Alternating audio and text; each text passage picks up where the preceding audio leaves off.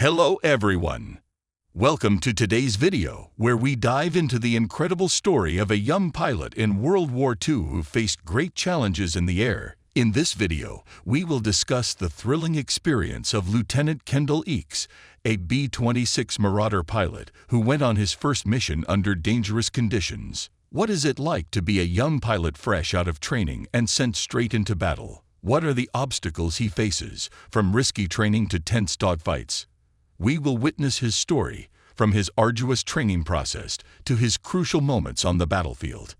As the brutal winter storm of December 1944 finally clears, the fighters and bombers of the 9th Air Force can once again take to the skies. For the Allied troops surrounded in Bastogne and scattered throughout the Ardennes, air support is desperately needed. However, for one young man aboard a B-26 bomber, this mission is unlike any other. It is his first combat sortie, and with German anti-aircraft fire and enemy fighters patrolling the skies, it will be an experience he will never forget.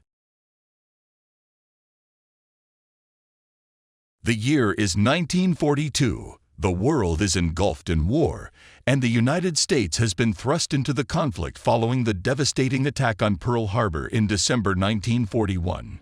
Across the nation, thousands of young men enlist to serve their country. Among them is a young man from the Carolinas named Kendall Eekes. Knowing that a draft notice would likely land him in the infantry, where casualties are high, Eekes makes a conscious decision to volunteer for the Army Air Corps' Aviation Cadet program. He dreams of flying, believing that life as a pilot will be better than the alternative. Eekes is sent to Arcadia, Florida, where he begins primary flight training on the PT-17 Stearman, a rugged yet nimble biplane. The program is rigorous, and he quickly learns that mistakes in the air can be fatal. After mastering the basics, he moves on to Montgomery, Alabama, where he transitions to a more advanced all-metal aircraft. It is during this phase of training that Eekes witnesses firsthand the harsh realities of flying. One of the aircraft he trains on is notoriously nose-heavy, requiring pilots to adjust the trim tabs to maintain control during landing. If a pilot forgets to reset the trim before the next takeoff, the aircraft will pitch up sharply, stall, and crash. Tragically, a fellow cadet makes this fatal mistake, crashing his aircraft and losing his life. Eekes attends his funeral, a sobering reminder of the high cost of war.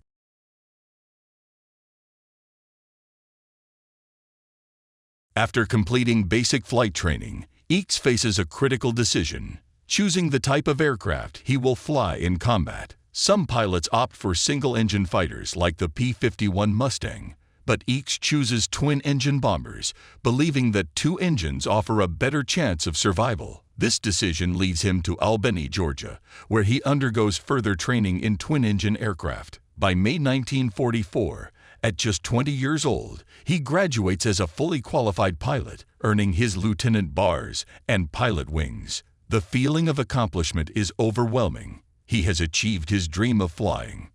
Eekes is assigned to the B-26 Marauder, a medium bomber with a reputation for being difficult to fly. The aircraft, known for its high landing speed and relatively short wingspan, is unforgiving to inexperienced pilots. Its powerful twin engines provide incredible speed and maneuverability, but if one engine fails, the aircraft can become nearly impossible to control.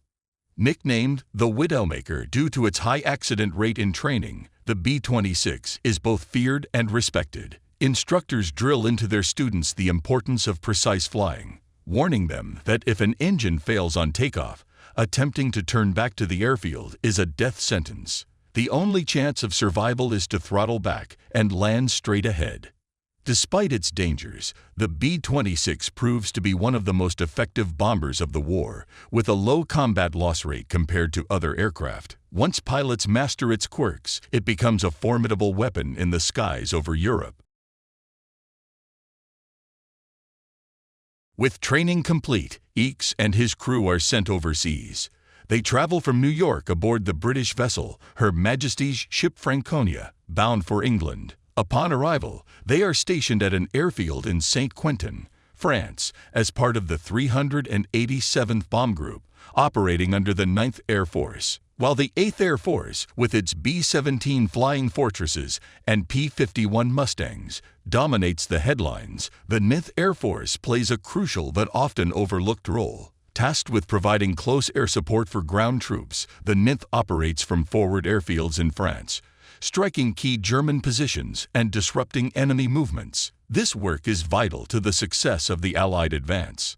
As winter sets in, Eekes and his fellow airmen prepare for their first combat missions. The Battle of the Bulge has begun, and German forces are launching a desperate counteroffensive. The skies over Europe are a dangerous place, filled with anti-aircraft fire and enemy fighters.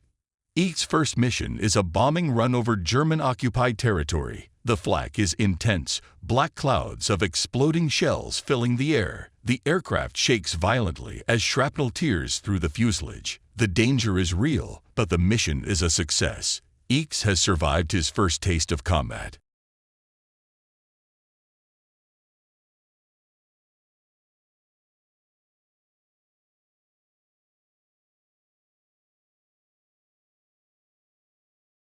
Eekes would go on to complete numerous missions, facing danger each time he took to the skies. The experiences of pilots like him were instrumental in securing victory for the Allies. Today, their stories serve as a testament to the bravery and sacrifice of those who risked everything to fight for freedom. From a young recruit dreaming of flight to a combat pilot navigating the perils of war, Kendall Eekes' journey is one of courage, perseverance, and dedication. His story reminds us of the incredible sacrifices made by the greatest generation, ensuring that their legacy is never forgotten. While the 8th Air Force, with its B-17 Flying Fortresses and P-51 Mustangs, dominates the headlines, the 9th Air Force plays a crucial but often overlooked role. Tasked with providing close air support for ground troops, the 9th operates from forward airfields in France, striking key German positions and disrupting enemy movements. This work is vital to the success of the Allied advance. As winter sets in, Eekes and his fellow airmen prepare for their first combat missions. The Battle of the Bulge has begun, and German forces are launching a desperate counteroffensive. The skies over Europe are a dangerous place, filled with anti-aircraft fire and enemy fighters. Eekes' first mission is a bombing run over German-occupied territory. The flak is intense, black clouds of exploding shells filling the air. The aircraft shakes violently as shrapnel tears through the fuselage. The danger is real, but the mission is a success. Eekes has survived his first taste of combat.